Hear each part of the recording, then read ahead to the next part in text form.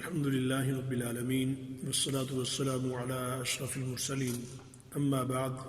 فأعوذ بالله من الشيطان الرجيم بسم الله الرحمن الرحيم ورتل القرآن ترتيلا صدق الله العظيم. قابل صد احترام سامعین گرامی، ناظرین محترم اور معزز شرکائے کلاس، الحمدللہ آج ہماری کلاس نمبر 27 ہے. اس کلاس میں ہم وقف کی بحث پڑھیں گے کہ قرآن مجید میں جب تلاوت کرتے کرتے کسی جگہ رکتے ہیں تو وہ کس طریقے سے رکا جائے گا. اور یہ بحث جو وقف کی بحث ہے، جس طرح باقی پوری تجوید کے وہ قواعد اور وہ احکام جو اس سے پہلے کے دروس میں ہم نے پڑھے ہیں، جتنی اہمیت ان سب کی ہے، ایک اعتبار سے دیکھا جائے کہ اتنی ہی اہمیت اس بحث کی ہے. یہ اگرچہ اس کی نسبت انتہائی مختصر ہے، لیکن اپنی اہمیت کے اعتبار سے اس سے کم نہیں ہے جو کچھ ہم پہلے پڑھ چکے ہیں. اور اس بحث کو ہم اپنی انشاءاللہ 2 ہی کلاسوں میں مکمل کرنے کی کوشش کریں گے. کچھ اختصار کریں گے اور کچھ ویسے بھی اس کے اندر کوئی اتنی طوالت نہیں ہے. پہلے ہم نے جو پڑھا ہے وہ تجوید کے اندر وہ مخارج اور صفات کی بحث ہے، اور یہ گویا کہ دوسرا پورا ایک حصہ ہے. جس طرح پہلی تجوید کی پوری بحث ہے، اسی طریقے سے یہ ایک بحث پورا ایک تجوید کا حصہ بنتی ہے، جس کا اندازہ ہمیں اس سے ہوتا ہے جس طرح کہ ارشاد باری تعالی ہے ورتل القرآن ترتیلا، جو آیت ہم ہر کلاس کے شروع میں اپنے خطبے میں پڑھتے ہیں. اور تجوید کی تعریف بھی اسی سے اخذ کی گئی ہے، اور اس کی تفسیر بیان کرتے ہوئے ترتیل کی جناب سیدنا علی المرتضیٰ رضی اللہ تعالیٰ عنہ بیان کرتے ہیں، جس کو ہم نے شروع کی کلاس میں بیان کیا تھا کہ الترتیل هو تجوید الحروف و معرفت الوقوف، کہ تجوید جو ہے وہ حرف کو اس کے مخارج سے، اس کی صفات کے ساتھ ادا کرنا، کہ کون سا حرف کہاں سے کس طریقے سے کیسے نکلے گا اور اس کی آواز کیسے بنے گی. تو یہ ہم نے جو پہلے بحث پڑھی ہے تو ہوا تجوید الحروف، اور پھر وہ معرفت الوقوف، اور یہ جاننا کہ قرآن مجید میں کہاں کہاں کس جگہ جا کے ٹھہرنا ہے. تو گویا یہ ترتیل میں 2 چیزیں ہیں، ایک تجوید الحروف اور دوسرا معرفت الوقوف. تو معرفت الوقوف اس اعتبار سے عام ہے کہ اگر خدا نخواستہ پڑھنے والا کسی ایسی جگہ جا کے وقف کر دیتا ہے جہاں معانی بالکل تبدیل ہو کے رہ جاتے ہیں، تو اس کا وہ تلاوت کرنا اس کے لیے وبال بن جاتا ہے. غلط سلط اگر وہ کرتا رہتا ہے، ایسے وقف کرتا رہتا ہے اور معانی پہ معانی تبدیل ہوتے رہتے ہیں، تو ظاہر ہے جو قرآن مجید پڑھنے کا مقصد اور قرآن مجید کا جو اپنا پڑھنے کا جو مقام ہے، معیار ہے، تو یہ اس کے منافی ہو جاتا ہے. تو یہاں وقف سے مراد کیا ہے؟ وقف کا مطلب ابتدائی طور پر تجوید کے اعتبار سے کہ کلمہ کے آخر میں سانس لے کر ٹھہرنا، یعنی جہاں قرآن مجید پڑھتے پڑھتے کسی جگہ جا کے آپ ٹھہرے ہیں تو وہاں سانس توڑ دینا اپنا، یعنی کسی بھی کلمے کے اختتام پہ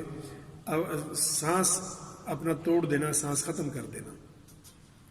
کلمہ کیا ہے؟ کلمہ یہ ہے کہ اگر 2-3 حروف کا وہ مجموعہ کہ جہاں جس کو آگے ملانا بھی ممکن ہو، اور ایسا نہیں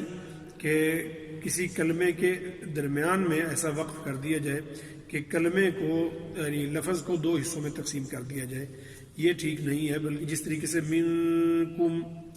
تو منکم میں آخر میں جا کے ٹھہر جانا، سانس توڑ دینا، یہ وقف ہے. اور منکم میں من پہ وقف کرنا یہ جائز نہیں ہے. تو کلمے کے اختتام پہ جا کے ٹھہر جانا، اپنا سانس توڑ دینا، یہ وقف کہلواتا ہے. یا اسی طرح کسی بھی جملے کے اختتام پہ جا کے رک جانا، جیسے اعوذ باللہ من الشیطان الرجیم،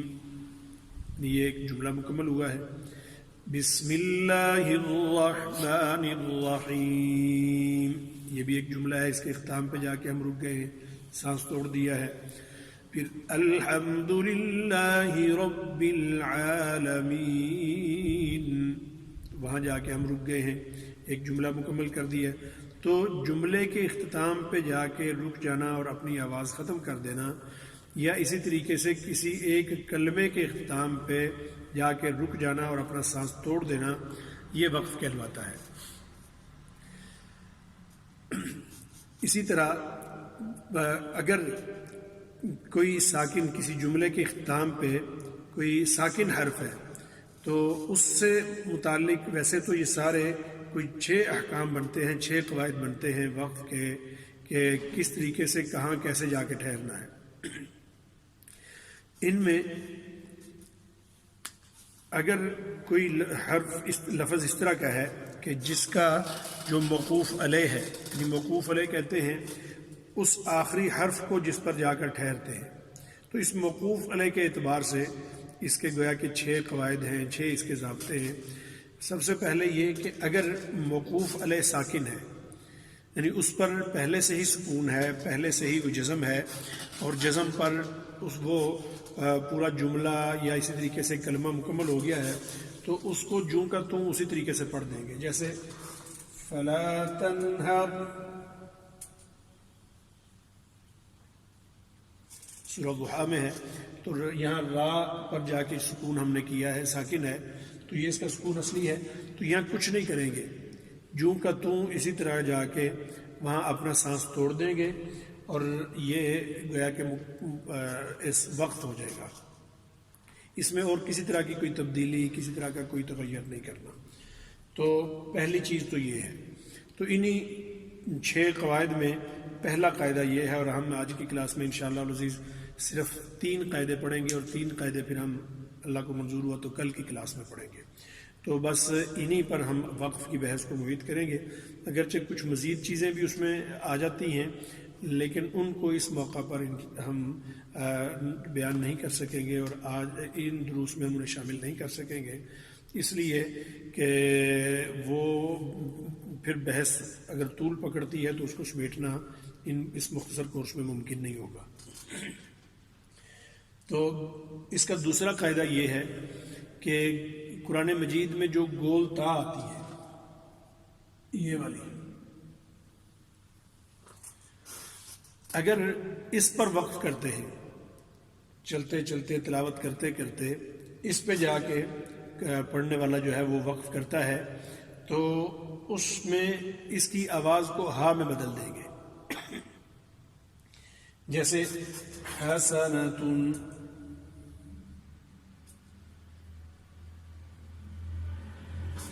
اس پر وقف کریں گے تو اس کو پھر آخر میں یہ تا کی آواز نہیں آئے گی، بلکہ آخر میں آواز ہا کی آئے گی، حسنہ۔ تو آخر میں اس کو گول تا کو گویا کہ ہا کی آواز میں پڑھا جائے گا، تا نہیں پڑھی جائے گی۔ یہ اس کا دوسرا قاعدہ ہے۔ اسی طریقے سے تیسرا قاعدہ یہ ہے کہ موقوف علیہ اگر ہا ہے اور اس پر الٹا پیش یا کھڑی زیر ہے، تو اس کو بھی ہم وقف کرتے ہوئے، یعنی اگر ملا کے پڑھتے ہیں تو اس کو تو ہم جو ہے وہ اسی طرح پڑھیں گے جیسے جو ہے وہ ہا الٹا پیش ہو کی آواز میں، لیکن اگر وقف کرتے ہیں تو اس کو ہم پھر اس طرح نہیں پڑھیں گے، بلکہ جس طریقے سے وَرَسُولُهُ، یعنی وَرَسُولُهُ پہ وقف ہو کر کے نہیں کریں گے، وَرَسُولُهُ، ہا ساکن آ جاتا ہے یا گول تا آ جاتا ہے، یا اسی طرح ہا پر الٹا پیش ہے یا کھڑی زیر ہے، تو کسی بھی صورت میں ان پر جب وقف کریں گے تو ہا کی آواز میں وقف کریں گے۔ رسولہ، اسی طریقے سے ربہ،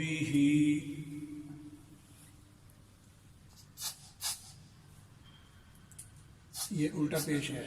تو اگر ملا کے پڑھتے ہیں تو رسولہ پڑھیں گے، اس کو اگر ملا کے پڑھتے ہیں تو ربی ہی پڑھیں گے، لیکن جب وقف کرتے ہیں اس پر تو رسولہ، ربی صرف ہا آ جاتا ہے کسی جگہ تو ہا کو بھی اسی طریقے سے پڑھیں گے، اور گول تا آ جاتا ہے تو گول تا کو بھی اسی طریقے سے ہا کی آواز میں تبدیل کر دیں گے۔ یہ اس کا دوسرا قاعدہ ہے۔ تیسرا قاعدہ یہ ہے کہ گول تا کے علاوہ اگر حرکات میں سے جو ہے یہ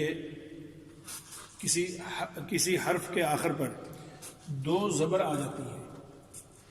کسی بھی حرف کے آخر پر، جیسے ایک کتابن ہے تو اس کے وقت کو تو ہم آگے جا کے پڑھیں گے، یہاں اس کو ساکن کر دیں گے، اور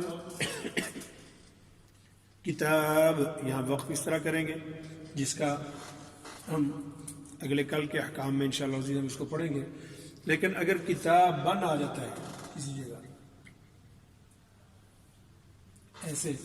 تو قرآن مجید میں ایسے نہیں لکھا ہوا ہوتا، جب بھی کتاب بن آتا ہے تو اس کے ساتھ الف بھی آتی ہے اور ایسے لکھا ہوا آتا ہے، لیکن ہوتی وہ کتاب کی ایک گویا کہ نسبی حالت ہے، اس کو جو ہے نا وہ فتح کے ساتھ لکھا ہوا ہوتا ہے اور دو فتح آتی ہیں، تو یہاں پر جب بھی وقف کریں گے تو اس کو الف میں تبدیل کر دیں گے۔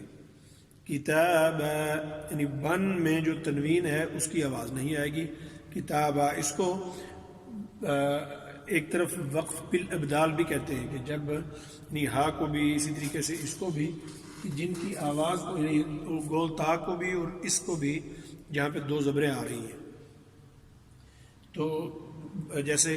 ان للمتقین مفازا، اب مفازن تھا،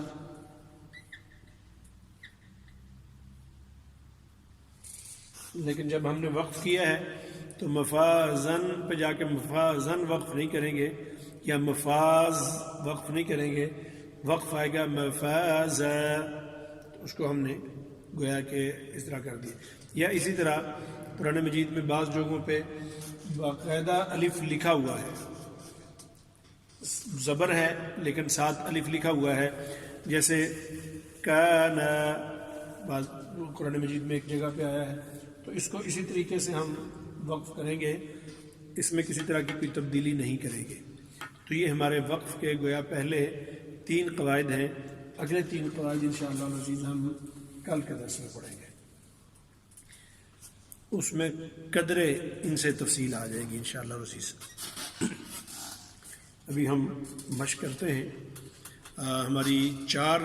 جو ہے وہ صورتیں باقی ہیں اپنے اس سلیبس کی، جن میں سے 2 صورتیں انشاءاللہ العزیز ہم آج پڑھیں گے اور 2 صورتیں انشاءاللہ ہم کل پڑھیں گے۔ اعوذ باللہ من الشیطان الرجیم،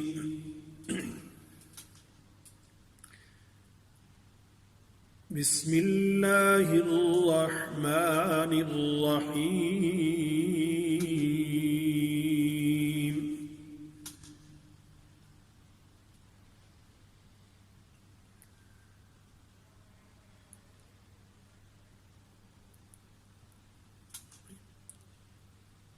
تبت یدا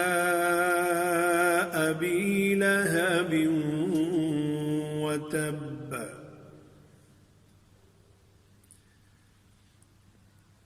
تبت یدا ابی لہب وتب، آخر میں با کو زیادہ سختی کے ساتھ اور زیادہ نمایاں کر کے، یعنی عام قلقلہ سے زیادہ نمایاں کر کے اس لیے پڑھا جا رہا ہے کہ یہاں آخر میں با پر تشدید ہے۔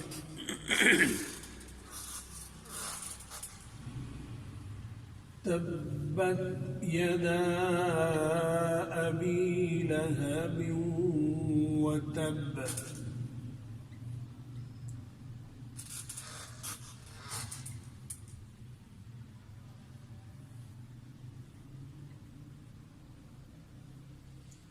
تو یہ با پر تشدید ہے۔ اگر صرف تشدید نہ ہوتی، صرف جزم ہوتی، تو ہم اس کو پڑھتے تبت یدا ابی لہب وتب، تب نہ سختی سے نہ پڑھتے، تو لہٰذا یہاں اس کو باقی جو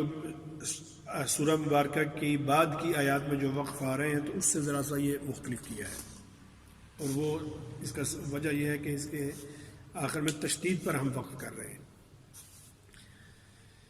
تبت یدا ابی لہب وتب ما اغنى عنه ماله وما كسب، یہاں دیکھیے یہاں بھی با پر وقف ہے لیکن اس کو کسب سختی سے نہیں پڑھا، کسب، اگرچہ با کے اندر فطری طور پر شدت موجود ہے لیکن اس کے باوجود وہ شدت تشدید کے آ جانے سے بہت کم ہے۔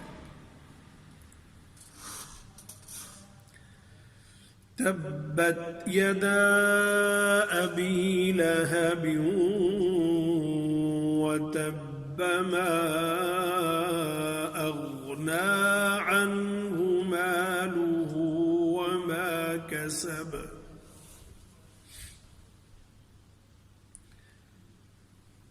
سيصلى نارا ذات لهب، سيصلى نارا ذات لهب، پھر سنیں، تبت یدا ابی لہب وتب ما اغنى عنه ماله وما كسب،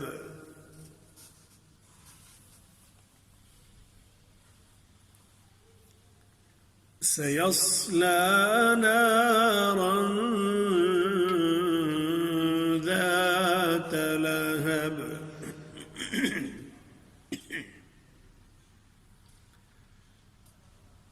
سيصلى نارا ذات لهب،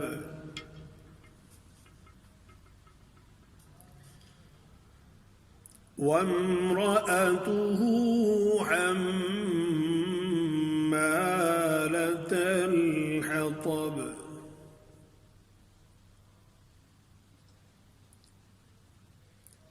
وامرأته حمالة الحطب، وامرأتو، یہاں میم پر دیکھنا ہے کہ حرکت پیدا نہ ہو، قلقلے کی آواز، بعض لوگ پڑھ رہے ہیں وامرأتہ نہیں، وامرأتہ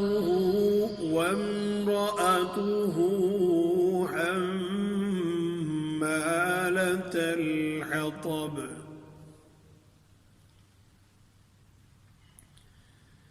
في جيدها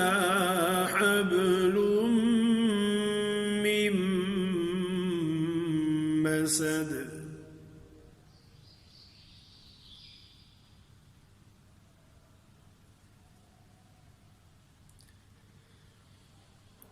تبت يدا أبي لهب وتب ما أغنى عنه ماله وما كسب،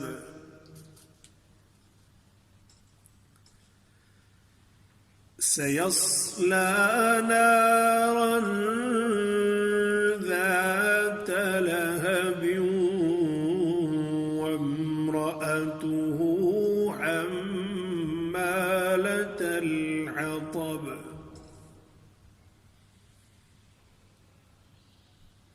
في جيدها حبل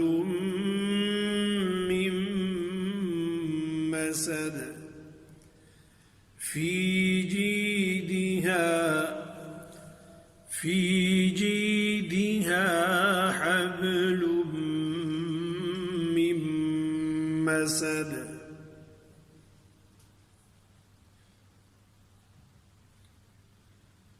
بسم الله الرحمن الرحيم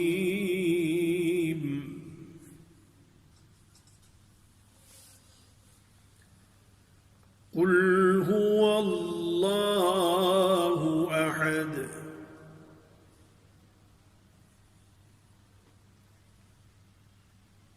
قل هو الله أحد. یہاں بھی قلقلہ دیکھتے ہوئے آخر میں وقف جو ہے دال پر.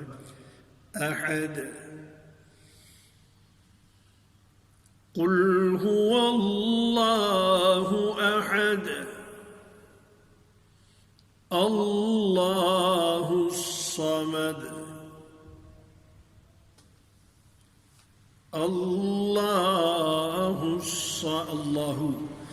اللہ تفخیم کے ساتھ پر کر کے پڑھیں گے. لفظ جلالہ اور لام کی تفخیم صرف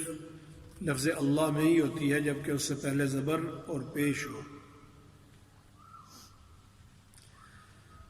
اللہ الصمد لم یلد ولم یولد ولم يكن له كفوا أحد ولم يكن له كفوا أحد.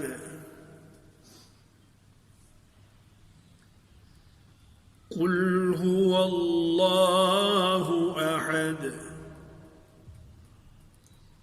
اللہ الصمد لم یلد ولم یولد ولم یکن له کفوا احد.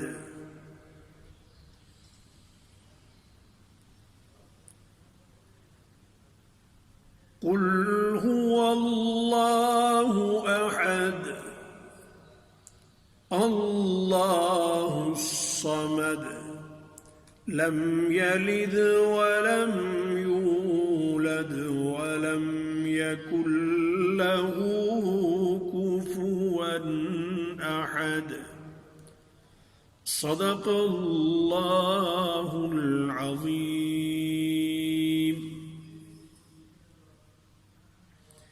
جزاکم اللہ جی. اللہ تعالیٰ قبول فرمائے.